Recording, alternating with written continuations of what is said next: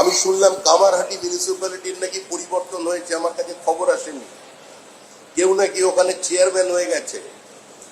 কে কোথা থেকে চেয়ারম্যান হয়ে গেছে?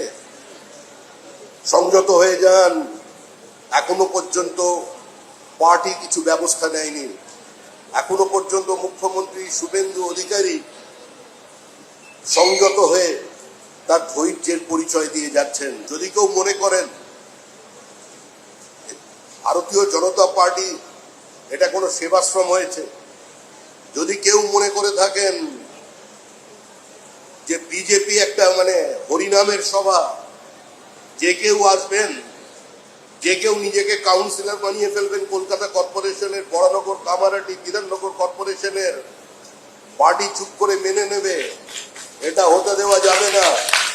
যারা কামারহাটি থেকে এসেছেন, জেলার কেউ থাকলে দেখবেন, জানাবেন আজকে বিকেল 4টের মধ্যে অমিতাভ চক্রবর্তীর কাছে কিসের ভিত্তিতে আজকে এই প্রচার হচ্ছে কামারহাটিতে যে বিজেপি ওখানে মিউনিসিপ্যালিটির বোর্ড গঠন করেছে। কার ভিত্তিতে বিকাল 4টের মধ্যে অমিতাভ চক্রবর্তীর কাছে রিপোর্ট জমা দেবেন? মিউনিসিপ্যালিটি কর্পোরেশনে যখন অচল অবস্থা তৈরি হয়েছে, সেই অচল অবস্থা দেখবার দায়িত্ব পশ্চিমবঙ্গ রাজ্য সরকারের, ভারতীয় জনতা পার্টির নয়। এখানে সরকার এবং দল আলাদা। এটা বিজেপির সরকার নয়, পশ্চিমবঙ্গ রাজ্য সরকার।